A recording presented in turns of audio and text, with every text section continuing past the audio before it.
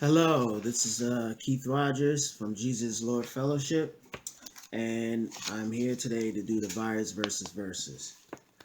Today, I want to talk about suffering, and I know many of us go through suffering. We experience suffering in many different ways, and sometimes we question why there is suffering. Why is there so much suffering in the world? Um, they think, well, the world would be a better place if there was no suffering. But my only question is, if there was no suffering, where would healing come from? How will we understand healing? Why would we need to pray? How could we understand compassion? Um, why would we need to be gathered with other people to be encouraged and to be strengthened if there was no suffering? How will we have empathy or understand empathy to be able to put ourselves in someone else's shoes, understanding what they're going through if there was no suffering? The only thing I can say about suffering is that God always brings the good out of the suffering that we experience. All right, so I just wanted to read a few things on suffering. It says, the question is, why am I suffering? Does God care about me? Genesis 37, verse 28 says, when the Ishmaelites, who were Midianite traders, came by Joseph's brothers, pulled him out of the cistern and sold him and sold to them for 20. I'm sorry. It says, when the Ishmaelites, who were Midian traders, came by, Joseph's brothers pulled him out of the cistern and sold him to them for 20 pieces of silver.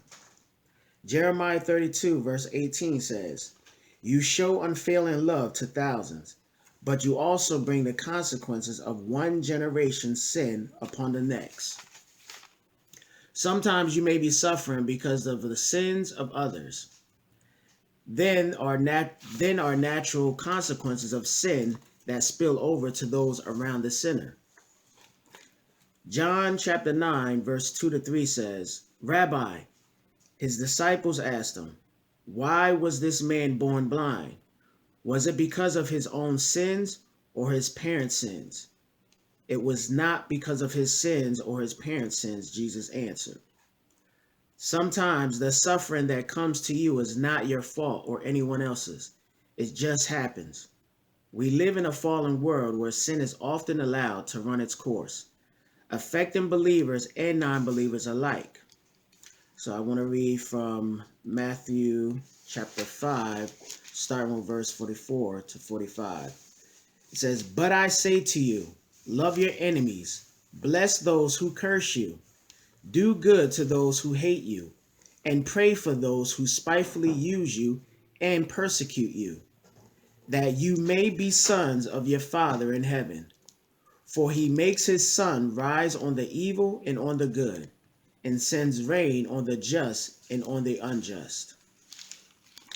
And it says, God doesn't want to see you suffer, but the great message of the Bible is that he promises to bring renewal, healing, and spiritual maturity through it so that you can be stronger and better equipped to help others and to live with purpose and meaning.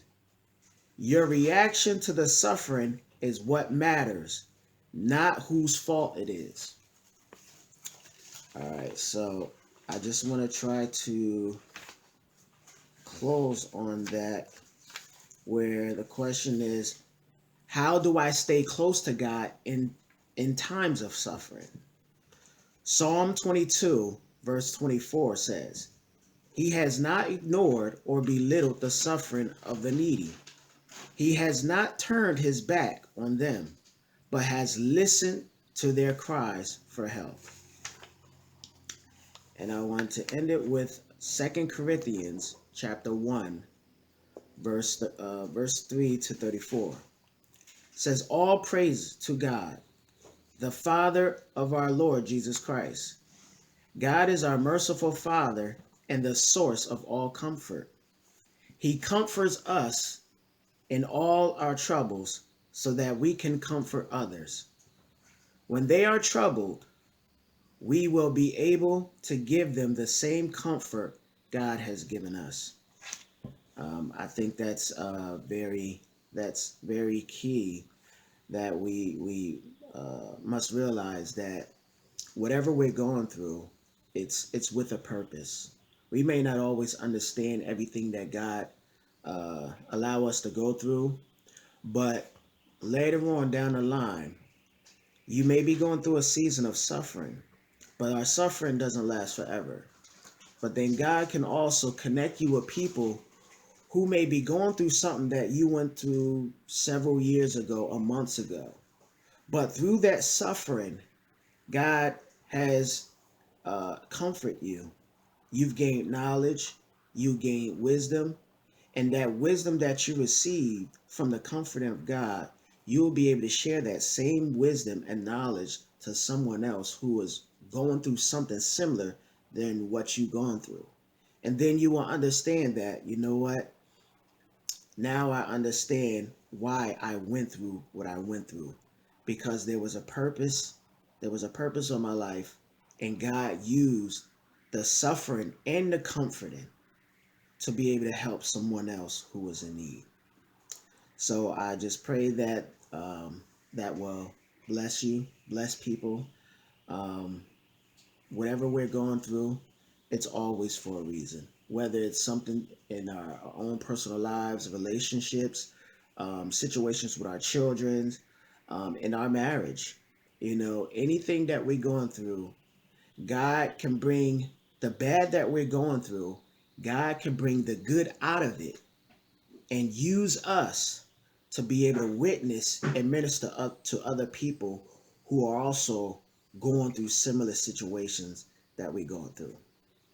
So y'all have a good day, and that is your virus versus versus. Good day.